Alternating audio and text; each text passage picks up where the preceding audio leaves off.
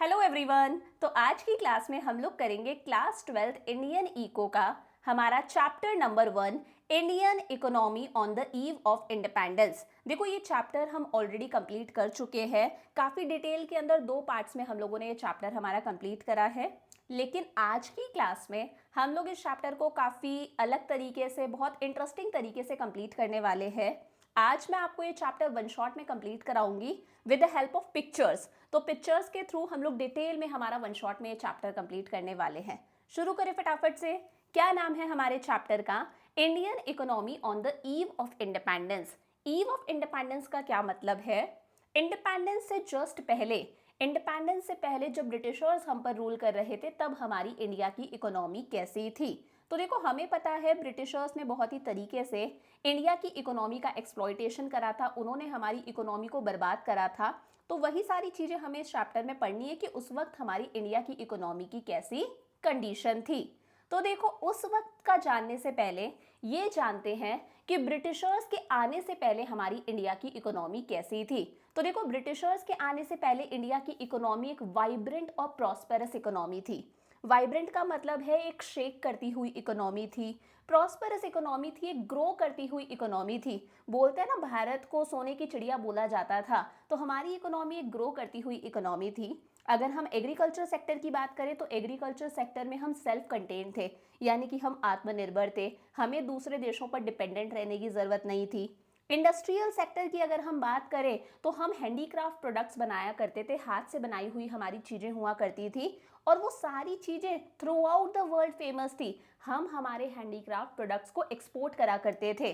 तो कहीं ना कहीं हमारे जो एक्सपोर्ट्स थे वो एक ग्लोबल रेप्यूटेशन एंजॉय कर रहे थे। हम हमारा प्रोडक्ट एक्सपोर्ट करते थे, बहुत सारा फॉरेक्स रिजर्व हमारे पास में आता था, हमारे एक्सपोर्ट्स एक ग्लोबल रेप्यूटेशन एंजॉय कर रहे थे।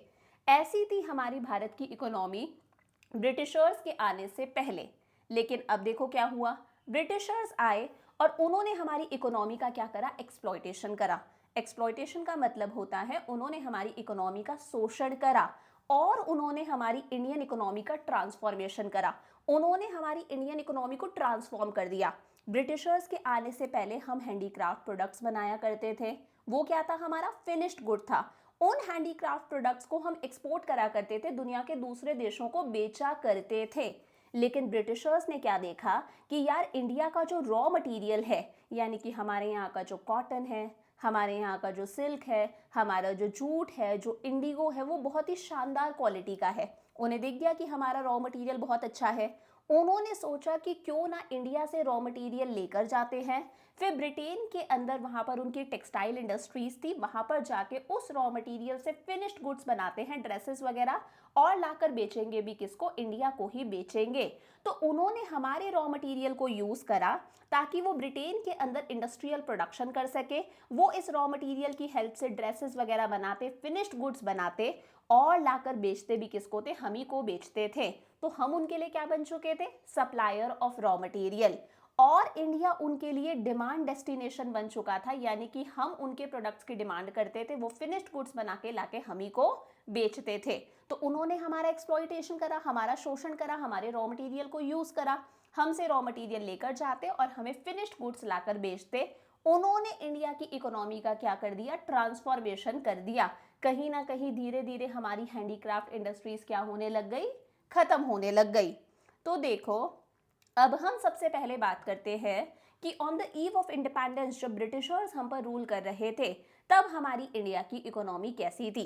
Features of Indian economy on the eve of independence. Number 1 है, इंडिया की इकोनॉमी एक स्टेगनेंट इकोनॉमी थी। स्टेगनेंट का मतलब होता है एक रुकी हुई इकोनॉमी थी, ग्रोथ का कोई साइन देखने को नहीं मिल रहा था, कोई ग्रोथ वगैरह कुछ नहीं थी। और देखो कभी भी ब्रिटिश गवर्नमेंट ने कभी कोशिश भी नहीं करी कि यार इंडिया की नेशनल इनकम कैलकुलेट करके देखते हैं, इंडिया की पर कैपिटा इनकम कैलकुलेट करके देखते हैं, उन्हें कोई लेना देना नहीं था।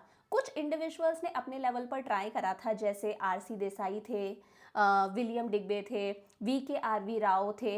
इन लोगों ने, कुछ लोगों ने ट्राई करा था, लेकिन इनके भी जो रिजल्ट्स निकल रहे थे नेशनल इनकम के वो काफ़ी कॉन्फ्लिक्टिंग थे, कोई कुछ कह रहा था, कोई कुछ कह रहा था। फिर भी बोला जाता है वी राव के जो रिजल्ट्स थे वो सबसे बेस्ट थे, इनके एस्टिमेट्स नेशनल इनकम के सबसे सही माने जाते हैं।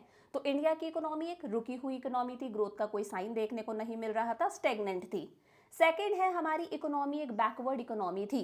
बैकवर्ड का मतलब है एक पिछड़ी हुई इकोनॉमी थी, यानी कि हमारी नेशनल इनकम बहुत कम थी, हमारी पर कैपिटा इनकम बहुत कम थी, मोस्टली जो हमारी पॉपुलेशन थी वो पॉवर्टी के अंदर रह रही थी, देश के अंदर अनएम्प्लॉयमेंट बहुत ज़्यादा था, गरीबी बहुत ज़्यादा थी, पिछड़ी हुई इकोनॉमी। थर्ड है डोमिनेंस ऑफ एग्रीकल्चर। हमारे देश की 72% पॉपुलेशन सिर्फ और सिर्फ कौन से सेक्टर पर डिपेंडेंट थी? एग्रीकल्चर सेक्टर पर डिपेंडेंट थी अपना पेट भरने के लिए। मतलब एग्रीकल्चर सेक्टर क्या कर रहा था? डोमिनेट कर रहा था।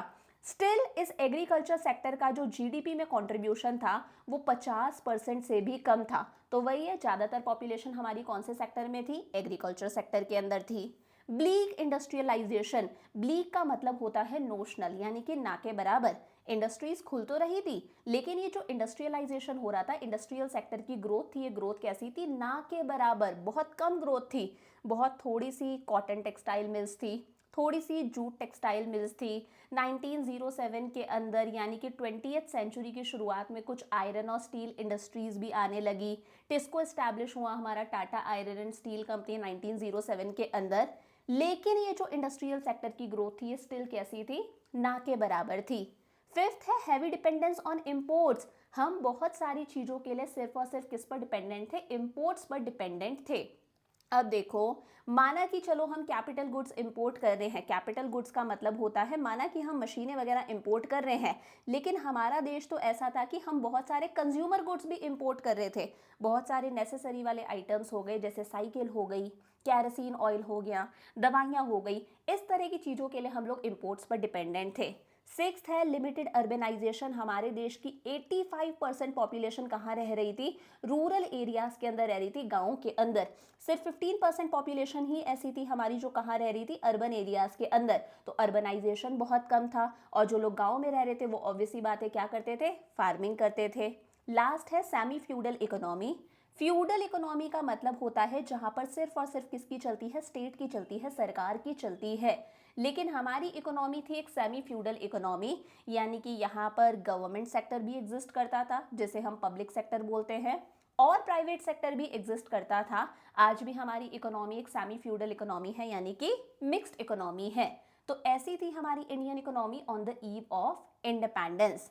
अब हम देखो बात करेंगे कि एक एक सेक्टर कैसा था। एग्रीकल्चर सेक्टर कैसा था तब, देन बात करेंगे इंडस्ट्रियल सेक्टर कैसा था, फॉरेन ट्रेड कैसा था, इंफ्रास्ट्रक्चर कैसा था। वन बाय वन हम सारे सेक्टर्स को डिस्कस करेंगे। तो सबसे पहले हमारे पास में आता है agriculture sector on the eve of independence. Obvious सी बात है, एग्रीकल्चर सेक्टर के अंदर लो प्रोडक्शन था और लो प्रोडक्टिविटी थी, यानी कि एग्रीकल्चर सेक्टर में प्रोडक्शन कम था। चाहे आप राइस का प्रोडक्शन ले लो, चाहे आप वीट का प्रोडक्शन ले लो, हर चीज़ का प्रोडक्शन बहुत कम था। और प्रोडक्शन कम इसलिए था क्योंकि प्रोडक्शन के लिए हम पूरी तरह से किस पर डिपेंडेंट थे? रेनफॉल पर डिपेंडेंट थे। किसी साल अच्छी बारिश होती तो प्रोडक्शन अच्छा होता, बारिश नहीं होती तो सूखा पड़ जाता था, ड्रॉट आ जाते थे, कोई परमानेंट मीन्स ऑफ इरिगेशन नहीं थे, तो प्रोडक्शन कम था। और जब इसी प्रोडक्शन को हम एरिया से डिवाइड कर देते हैं, जिस एरिया पर प्रोडक्शन हुआ है उसे बोला जाता है प्रोडक्टिविटी। तो प्रोडक्शन और प्रोडक्टिविटी दोनों ही बहुत कम थे, because there were no permanent means of irrigation. Second है एक्सप्लॉयटेटिव लैंड सेटलमेंट सिस्टम। अब ब्रिटिश गवर्नमेंट क्या करती है? एक सिस्टम लेकर आती है जिस सिस्टम का नाम था लैंड सेटलमेंट सिस्टम, और इसी सिस्टम को बोला जाता है जमींदारी सिस्टम। क्या कहते हैं हम? जमींदारी सिस्टम। अब इस जमींदारी सिस्टम में ब्रिटिश गवर्नमेंट ने क्या करा? एक ट्रायंगुलर रिलेशन सेटअप करा, यानी कि तीन पार्टीज थी। पहली पार्टी थी खुद ब्रिटिश गवर्नमेंट, यानी कि ईस्ट इंडिया कंपनी। दूसरे थे जमींदार, और तीसरे थे बेचारे हमारे पीजेंट्स। देखो, ब्रिटिश गवर्नमेंट आप सब जानते हो, अंग्रेज। जमींदार मतलब वो लोग जिनके पास में बड़े बड़े लैंड हुआ करते थे, ये बड़े बड़े लैंड के मालिक थे, यानी कि अमीर किसान थे, और ये अपने लैंड पर खुद फार्मिंग नहीं करा करते थे। जमींदार को ही बोला जाता है ओनर्स ऑफ लैंड। जमींदार को हम क्या कहते हैं? Owners of land. पीजेंट्स को हम बोलते हैं tillers of the soil. Tillers of the soil. Peasants वो लोग हैं जिनके पास में खुद का खेत नहीं हुआ करता था, ये बेचारे लैंडलेस फार्मर्स थे। तो ये पीजेंट्स किसके खेत पर काम करते थे? ये जमींदार के खेत पर काम करते थे। अब क्योंकि ये जमींदार के खेत पर काम कर रहे हैं, तो इन पीजेंट्स को, इन टिलर्स ऑफ द सॉइल को, जमींदार को क्या देना पड़ता था? रेंट पे करना पड़ता था। अब ब्रिटिश गवर्नमेंट क्या करती है? ब्रिटिश गवर्नमेंट जमींदार को कहती है, भाई जमींदार तुम्हारे खेत पर पीजेंट्स काम कर रहे हैं और बदले में तुम्हें रेंट भी मिल रहा है। ठीक है, हम कुछ नहीं कहते, तुम्हें हमारा एक काम करना पड़ेगा। तुम्हें इन पीजेंट से टैक्स कलेक्ट करना पड़ेगा, जिस टैक्स का नाम था लैंड रेवेन्यू। और टैक्स कलेक्ट करके लाके तुम किसको दोगे? हमें दोगे। अगर तुम ऐसा कर पाते हो तो ठीक है, अगर तुम ऐसा नहीं कर पाते तो हम तुमसे तुम्हारी ज़मीन छीन लेंगे। फिर तुम कैसे खेती करवाओगे? यानी कि हम तुमसे तुम्हारी ज़मींदारी छीन लेंगे। तो इस सिस्टम के अंदर सिर्फ और सिर्फ एक्सप्लॉयटेशन, शोषण किसका हुआ? बेचारे पीजेंट्स का। ये जो टिलर्स ऑफ द सॉइल थे, ये जमींदार को रेंट भी देते थे, ये बेचारे लैंड रेवेन्यू यानी कि टैक्स भी देते थे ब्रिटिश गवर्नमेंट को। और जमींदार की तो बल्ले बल्ले थी, इनको रेंट भी मिल रहा है क्योंकि ये टैक्स कलेक्ट करते थे, तो टैक्स कलेक्ट करने का इन्हें कमीशन भी मिलता था। और ब्रिटिश गवर्नमेंट की तो बल्ले बल्ले हो ही रही थी। तो ये जो लैंड सेटलमेंट सिस्टम था, ये कैसा था? एक्सप्लॉयटेटिव था, शोषण करने वाला था। जिसने किसका शोषण करा? टिलर्स ऑफ द सॉइल का। ये भी रीजन है कि हमारा एग्रीकल्चर सेक्टर बहुत बैकवर्ड था।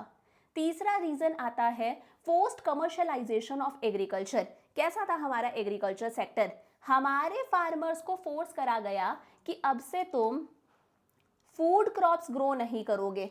फूड क्रॉप्स मतलब तुम राइस ग्रो नहीं करोगे, वीट ग्रो नहीं करोगे, कॉर्न ग्रो नहीं करोगे, तुम ग्रो करोगे कैश क्रॉप्स। कैश क्रॉप्स के अंदर आ जाता है हमारा कॉटन, जूट, इंडिगो, इंडिगो मतलब नील वगैरह।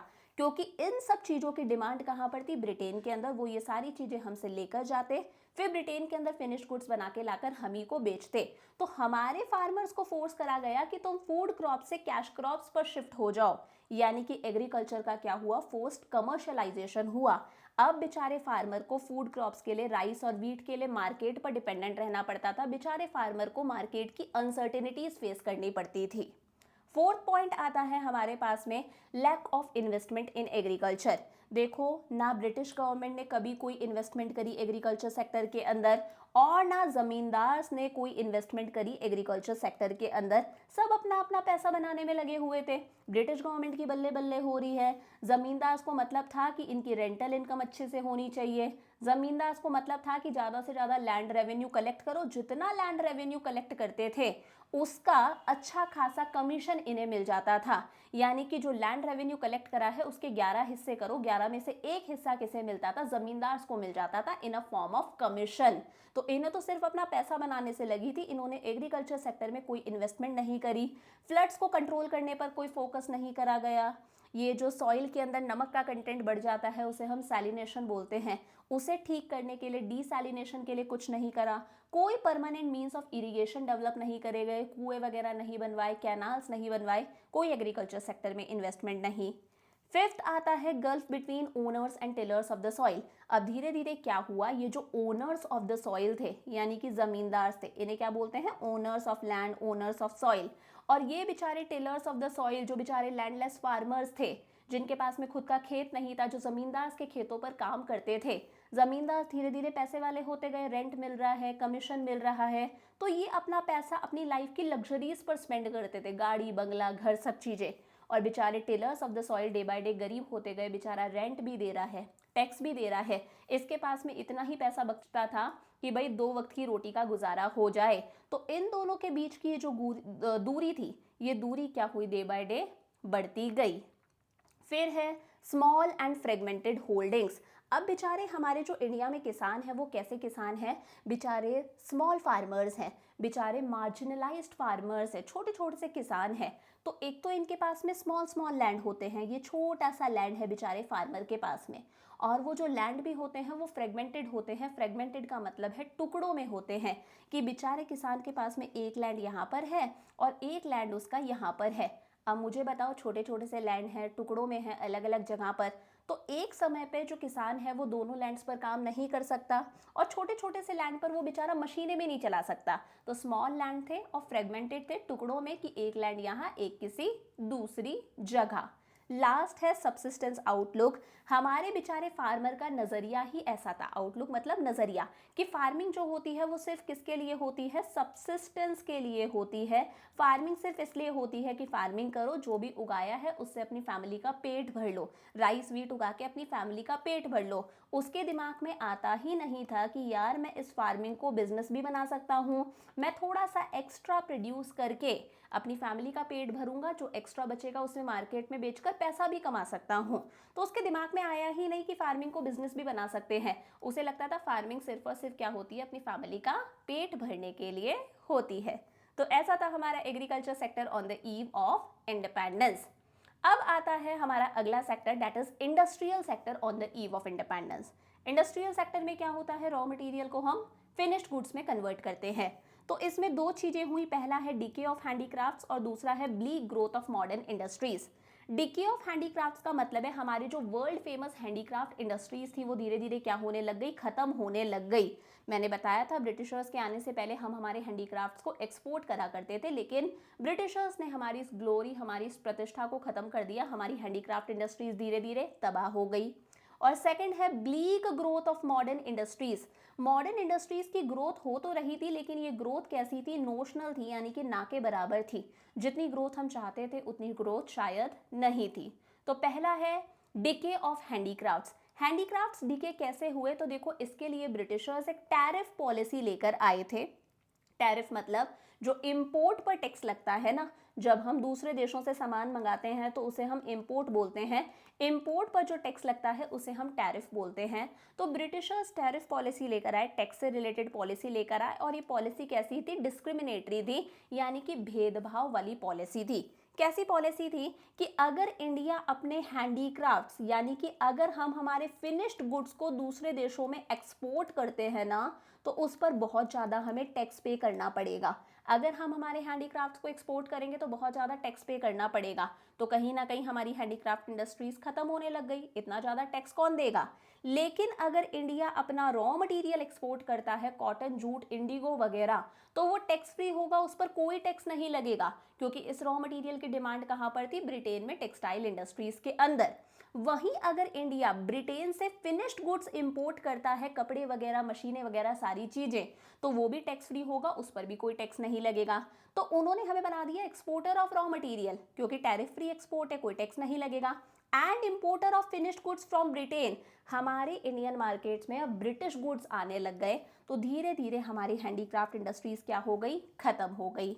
अब देखो एक ये भी हुआ कि हमारी जो हैंडीक्राफ्ट इंडस्ट्रीज थी, वो जो ब्रिटेन से गुड्स बनकर आ रहे थे वो मशीनों से बने हुए गुड्स थे और कहीं ना कहीं सस्ते थे। हाथ से बनाई हुई चीज़ें महंगी होती हैं, तो हमारे हैंडीक्राफ्ट प्रोडक्ट्स को उन मशीन मेड प्रोडक्ट्स के साथ भी एक अच्छा खासा कंपटीशन फेस करना पड़ा। इस वजह से भी हमारे हैंडीक्राफ्ट्स की डिमांड कम हो गई, हमारी हैंडीक्राफ्ट इंडस्ट्रीज बंद होने लग गई, और धीरे धीरे लोगों के डिमांड का पैटर्न भी बदल गया। जैसे आज हम वेस्टर्न कपड़ों की डिमांड करते हैं, वेस्टर्न खाते हैं, पूरा वेस्टर्न कल्चर अपना रहे हैं, तो हम लोगों की डिमांड का पैटर्न भी बदल चुका था। मेन है ये जो ब्रिटिशर्स डिस्क्रिमिनेटरी टैरिफ पॉलिसी लेकर आए, भेदभाव वाली पॉलिसी। दूसरा है bleak growth of modern industries, यानी कि जो ग्रोथ हो रही थी वो कैसी थी, ना के बराबर थी। शुरुआती में कुछ कॉटन टेक्सटाइल मिल सेटअप हुई महाराष्ट्र के आसपास, कुछ जूट टेक्सटाइल मिल सेटअप हुई बंगाल के आसपास। कॉटन टेक्सटाइल मिल्स को इंडियंस ही हैंडल कर लेते थे, लेकिन जो जूट टेक्सटाइल मिल्स थी उन्हें हैंडल करते थे हमारे ब्रिटिशर्स। फिर 20th सेंचुरी की शुरुआत के अंदर कुछ आयरन और स्टील की इंडस्ट्रीज भी सेटअप हुई। 1907 के अंदर टिस्को एस्टैब्लिश हुआ। टिस्को का मतलब है Tata iron and steel company भी सेटअप हुआ। देखो कैपिटल गुड की इंडस्ट्रीज बहुत कम थी, मशीनें बनाने की इंडस्ट्रीज बहुत कम थी, इंडस्ट्रियल सेक्टर का जीडीपी में कंट्रीब्यूशन बहुत कम था, इंडस्ट्रियल सेक्टर का जीडीपी में कंट्रीब्यूशन बहुत कम था, और स्टेट का पार्टिसिपेशन यानी कि गवर्नमेंट का पार्टिसिपेशन इंडस्ट्रियलाइजेशन के प्रोसेस में बहुत कम था। यानी कि ग्रोथ हो रही थी, लेकिन ये ग्रोथ कैसी थी, ना के बराबर ग्रोथ थी। थर्ड सेक्टर आता है हमारा फॉरेन ट्रेड। कैसा था फॉरेन ट्रेड, मतलब हमारे एक्सपोर्ट इंपोर्ट के क्या हालचाल थे। तो पहला पॉइंट है net exporter of raw material and importer of finished goods. Britishers ने हमें क्या बना दिया, एक्सपोर्टर ऑफ रॉ मटेरियल। हम हमारा रॉ मटेरियल उन्हें एक्सपोर्ट करने लग गए। हम हमारा cotton, silk, jute, indigo, sugar, wool, ये सारी चीजें उन्हें क्या करते थे, एक्सपोर्ट करते थे। उन्होंने हमें बना दिया एक्सपोर्टर ऑफ रॉ मटेरियल। फिर वो वहाँ पर फिनिश्ड गुड्स बनाते, और वो सारे फिनिश्ड गुड्स हम उनसे इंपोर्ट करा करते थे, यानी कि कॉटन के कपड़े, सिल्क के कपड़े, वुलन क्लोथ्स, मशीन्स वगैरह, ये सारी चीज़ें हम उनसे इंपोर्ट करते थे। तो उन्होंने हमें बना दिया net exporter of raw material and importer of finished goods. उनके आने से पहले हम हमारे फिनिश्ड गुड्स एक्सपोर्ट करा करते थे, हैंडीक्राफ्ट्स, लेकिन उन्होंने हमारी इस प्रतिष्ठा, हमारी इस ग्लोरी को क्या कर दिया, खत्म कर दिया। दूसरा पॉइंट है monopoly control of India's foreign trade. हमारे फॉरेन ट्रेड पर ब्रिटिशर्स ने क्या कर ली थी, मोनोपोली हासिल कर ली थी, यानी कि कब्जा कर लिया था। इंडिया जितना भी फॉरेन ट्रेड कर रहा था, एक्सपोर्ट इंपोर्ट, 50% से ज़्यादा ट्रेड हम सिर्फ और सिर्फ किसके साथ में करते थे, ब्रिटेन के साथ में करते थे। और इसके पीछे एक रीज़न और है, सुएज कैनाल ओपन हुआ, आर्टिफिशियल वाटरवे है, और इस सुएज कैनाल के ओपन होने की वजह से इंडिया और ब्रिटेन के बीच की जो दूरी थी वो दूरी काफ़ी कम हो गई। तो कहीं ना कहीं कॉस्ट ऑफ ट्रांसपोर्टेशन बहुत कम हो चुकी थी। ब्रिटिशर्स आराम से रॉ मटेरियल लेकर जाते और फिनिश्ड गुड्स लाकर हमें बेचते। तो यहाँ पर आपको याद रखना है सुएज कैनाल कब ओपन हुआ, 1869 के अंदर। थर्ड और लास्ट पॉइंट आता है surplus trade but only to benefit the British. देखो हमारा जो ट्रेड था वो सरप्लस के अंदर था, इसका मतलब है हमारे एक्सपोर्ट्स ज़्यादा थे और हमारे इंपोर्ट्स कम थे। हम बहुत सारा हमारा रॉ मटेरियल क्या कर रहे थे, एक्सपोर्ट करा करते थे ब्रिटिशर्स को। हमारे एक्सपोर्ट्स ज़्यादा थे और हमारे इंपोर्ट्स कम थे। सरप्लस ट्रेड था, लेकिन फिर भी इस ट्रेड का फ़ायदा सिर्फ और सिर्फ किसको हुआ, ब्रिटिशर्स को हुआ। कैसे हुआ, देखो जब हम एक्सपोर्ट करते हैं तो हमारे पास में क्या आता है, यूएस डॉलर आता है। एक्सपोर्ट इंपोर्ट सब यूएस डॉलर में होता है। जब हम इंपोर्ट करते हैं तो यूएस डॉलर जाता है। तो हमारे एक्सपोर्ट्स ज़्यादा थे, सरप्लस ट्रेड था, लेकिन ये जो यूएस डॉलर आ रहा था, कभी भी इस यूएस डॉलर को हमारे देश के ग्रोथ और डेवलपमेंट पर खर्च नहीं करा गया। ब्रिटिश गवर्नमेंट अपने एडमिनिस्ट्रेटिव एक्सपेंसेस के लिए इस पैसे को यूज़ करा करती थी, अपना शासन चलाने के लिए। ब्रिटिश गवर्नमेंट बहुत सारी वॉर्स फाइट करने के लिए इस पैसे को यूज़ करा करती थी। इस पैसे को कभी भी हमारे देश के ग्रोथ और डेवलपमेंट पर खर्च नहीं करा गया। तो ऐसा था हमारा foreign trade on the eve of independence. फिर आता है डेमोग्राफिक प्रोफाइल। अब देखो डेमोग्राफिक प्रोफाइल भी यही बताता है कि हमारा देश बैकवर्ड था। High birth rate and death rate, जन्म भी ज़्यादा होता था बच्चों का, तो मृत्यु भी ज़्यादा होती थी लोगों की। मतलब अगर 1000 लोग हैं तो 1000 लोगों के सामने 48 बर्थ हो रहे हैं। 1000 लोग अगर प्रेजेंट हैं तो उसमें से 48 लाइव बर्थ्स हो रहे हैं, और 1000 लोग हैं तो 40 लोगों की डेथ हो रही है। मतलब 48 लोगों का जन्म हो रहा है और 40 लोगों की डेथ हो रही है। बच्चों का जन्म भी ज़्यादा हो रहा है। अब बच्चे तो प्रोडक्शन प्रोसेस में कोई कंट्रीब्यूशन देते नहीं है। फिर जब वो लोग कमाने वाली एज में आए तो मृत्यु भी ज़्यादा हो रही है, डेथ भी ज़्यादा हो रही है। तो बेचारा इंसान जब कमाने वाली एज में आया तब वो है ही नहीं, एग्जिस्ट ही नहीं करता, एक्सपायर हो गया, तो वो देश के जीडीपी में कैसे कंट्रीब्यूट करेगा। ये कहीं ना कहीं बैकवर्डनेस शो करता है।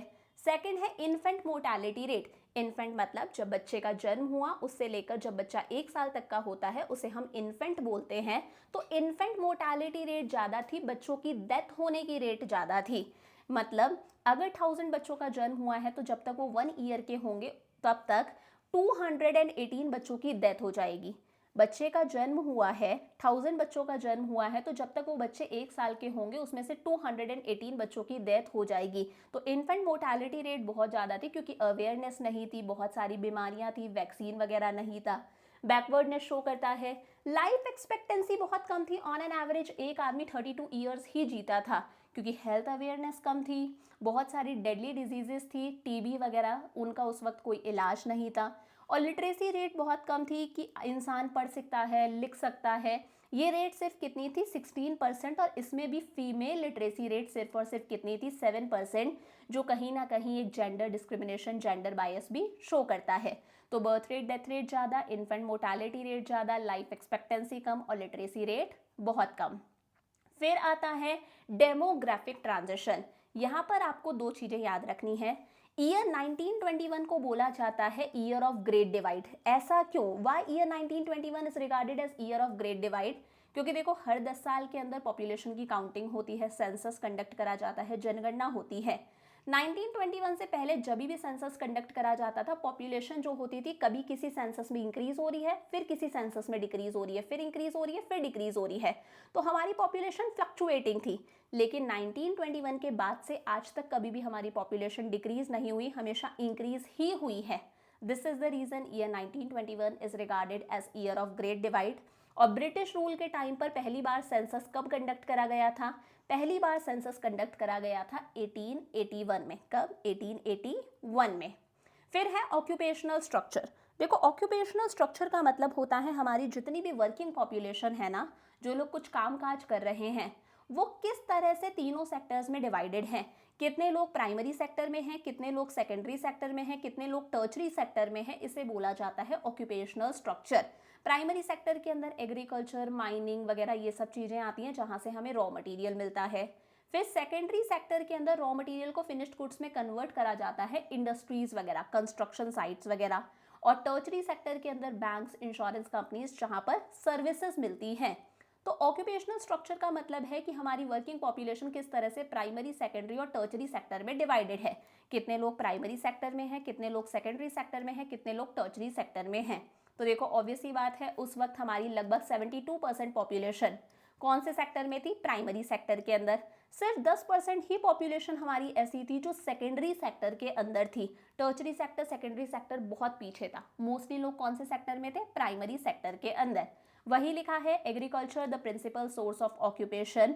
हमारी मोस्टली पॉपुलेशन 72% पॉपुलेशन कौन से सेक्टर में थी? एग्रीकल्चर सेक्टर के अंदर थी। लेकिन इस एग्रीकल्चर सेक्टर का जीडीपी में कंट्रीब्यूशन बहुत कम था, बहुत कम। सेकेंड है industry and insignificant source of occupation. Industrial sector में सिर्फ 10% ही पॉपुलेशन हमारी थी, जबकि दूसरे देशों के अंदर 30, 40, 70% पॉपुलेशन इंडस्ट्रियल सेक्टर के अंदर थी। तो ये अगेन कहीं ना कहीं हमारी बैकवर्डनेस शो करता है। थर्ड है insignificant transition from agriculture to industry. देखो, जब पॉपुलेशन एग्रीकल्चर सेक्टर में कम होने लग जाए और धीरे धीरे पॉपुलेशन इंडस्ट्रियल सेक्टर में शिफ्ट करने लग जाए, तब हम कहते हैं कि देश का डेवलपमेंट हो रहा है, विकास हो रहा है। लेकिन ये ट्रांजिशन हमारे देश में इनसिग्निफिकेंट था, यानी कि बहुत कम था। कुछ जगहों पर ये देखा गया था, जैसे मद्रास प्रेसिडेंसी में देखा गया। मद्रास प्रेसिडेंसी का मतलब है आज के डेट का हमारा कर्नाटका, केरला, तमिलनाडु, आंध्र प्रदेश, ये मद्रास प्रेसिडेंसी थे। बंगाल, बॉम्बे में देखा गया कि लोग एग्रीकल्चर सेक्टर से इंडस्ट्रियल सेक्टर में शिफ्ट कर रहे हैं। लेकिन उड़ीसा, राजस्थान, पंजाब में स्टिल लोग सिर्फ और सिर्फ कौन से सेक्टर में थे? एग्रीकल्चर सेक्टर में ही थे। तो ये भी कहीं ना कहीं हमारी बैकवर्डनेस शो करता है। फिर बात करते हैं इंफ्रास्ट्रक्चर। क्या ब्रिटिश रूल के टाइम पर थोड़ा बहुत हमारा इंफ्रास्ट्रक्चर डेवलप हुआ? तो बिल्कुल हुआ। ब्रिटिशर्स ने जाने अनजाने हमारे देश के लिए कुछ अच्छा कर दिया। उन्होंने खुद के फायदे के लिए करा था, लेकिन कहीं ना कहीं हमारे देश का भला हो गया। 1850 के अंदर ब्रिटिशर्स ने रेलवेज डेवलप करी। रेलवेज उन्होंने क्यों डेवलप करी? ताकि वो जो सामान लेकर आए ना, फिनिश्ड गुड्स बनाकर लाए हैं ब्रिटेन से, उन्हें हमारे कंट्री के कॉर्नर कॉर्नर तक पहुंचा सके with the help of railways. तो अपने फायदे के लिए उन्होंने रेलवेज डेवलप करी, लेकिन जाने अनजाने हमारा भला हो गया। आज भी हम रेलवेज यूज करते हैं। 1850 में रेलवेज आया। ब्रिटिशर्स ने पोर्ट्स भी बनाए, बंदरगाह भी बनाए, ताकि इन पोर्ट्स की हेल्प से वो इंडिया से रॉ मटेरियल लेकर जाएं और ब्रिटेन से फिनिश्ड गुड्स हमारे देश में ले आए। तो पोर्ट्स उन्होंने डेवलप करे ताकि रॉ मटेरियल का एक्सपोर्ट हो सके और ब्रिटेन से जो फिनिश्ड गुड्स बनकर आ रहे हैं उनका इंपोर्ट हो सके। ये भी उन्होंने हमारे फायदे के लिए नहीं करा था, अपने फायदे के लिए करा था, लेकिन जाने अनजाने हमारा भला हो गया। पोस्ट फैसिलिटीज, टेलीग्राफ फैसिलिटीज, तो उन्होंने पोस्ट और टेलीग्राफ भी डेवलप करे ताकि वो आपस में इंफॉर्मेशन एक्सचेंज कर सके, कम्युनिकेशन कर सके। तो ये कहीं ना कहीं इंफ्रास्ट्रक्चर डेवलप हुआ, अपने फायदे के लिए करा, जाने अनजाने हमारा भला हो गया। और उन्होंने रोड्स भी डेवलप करी। रोड्स इसलिए डेवलप करी ताकि वो कंट्री के कॉर्नर कॉर्नर से रॉ मटेरियल ले जाकर रॉ मटेरियल को पोर्ट्स तक पहुंचा सके, ताकि रॉ मटेरियल ब्रिटेन जा सके। फिर जो वहां से सामान बनकर आया है वो रोड्स की हेल्प से हमारे देश के कॉर्नर कॉर्नर में पहुंच जाए। तो अपने फायदे के लिए करा था, लेकिन कहीं ना कहीं उन्होंने हमारा इंफ्रास्ट्रक्चर भी डेवलप करा। तो ये था हमारा इंफ्रास्ट्रक्चर जब ब्रिटिशर्स हम पर रूल कर रहे थे। अब देखो लास्ट है, क्या ब्रिटिश रूल का हमारे देश पर कोई पॉजिटिव इम्पैक्ट पड़ा? बिल्कुल पड़ा। पहला है कमर्शियल आउटलुक ऑफ फार्मर्स। उन्होंने हमारे फार्मर्स का नजरिया बदल दिया। पहले फार्मर्स सोचते थे फार्मिंग सिर्फ किसके लिए होती है? अपनी फैमिली का पेट भरने के लिए होती है, सब्सिस्टेंस के लिए होती है। लेकिन अब हमारे फार्मर्स को समझ में आने लगा कि यार फार्मिंग करके जो प्रोड्यूस करा है उसे मार्केट में बेचकर हम पैसा भी कमा सकते हैं। तो उन्हें समझ में आ गया फार्मिंग एक बिजनेस भी है। तो कमर्शियल आउटलुक हो गया फार्मर्स का। New opportunities of employment, Britishers ने रेलवेज एस्टैब्लिश करा, रोडवेज एस्टैब्लिश करा। जब उन्होंने ये चीज़ें खोली तो कहीं ना कहीं इन जगहों पर लोगों को एम्प्लॉयमेंट मिला, काम मिला। और आज की डेट में भी रेलवेज, रोडवेज बहुत सारे लोगों को जॉब अपॉर्चुनिटीज़ प्रोवाइड करता है। कहीं ना कहीं हम लोगों ने फेमाइंस पर कंट्रोल हासिल कर लिया। इंडिपेंडेंस के बाद से आज तक पहले जैसे फैमाइंस देखने को नहीं मिले हैं। फैमाइंस पर कंट्रोल हासिल कैसे करा, क्योंकि रेलवेज और रोडवेज डेवलप हो गया, तो कहीं पर भी अगर फैमाइंस आते, फूड की शॉर्टेज वगैरह होती, तो उन जगह फूड सप्लाई करा जा सकता है with the help of railways and roadways. Monetary system of exchange, पहले तो बार्टर सिस्टम चलता था, पैसा लाइक ऑन ब्रिटिश गवर्नमेंट लेकर आई, तो ब्रिटिश गवर्नमेंट ने मनी का सिस्टम इंट्रोड्यूस करा। और लास्ट है एफिशिएंट सिस्टम ऑफ एडमिनिस्ट्रेशन, शासन किस तरह से चलाना है, किस तरह से रूल करना है, कागज संभालने हैं, ये सब कुछ हम लोगों ने किन से सीखा है, ब्रिटिशर्स से सीखा है। और आज भी हम उनका दिया हुआ ही एडमिनिस्ट्रेशन सिस्टम अडॉप्ट करते हैं, हमारी सरकार उसी तरह से शासन चला रही है। इसी के साथ में हम लोगों ने हमारा चैप्टर नंबर 1 कंप्लीट कर लिया, Indian economy on the eve of independence. और अगर लग रहा है ये लेक्चर आपके लिए यूजफुल था, तो प्लीज़ इस सीरीज़ के बारे में अपने फ्रेंड्स को भी बताइएगा और अपना सपोर्ट दिखाना। I will see you in next class. Bye bye, lots of love.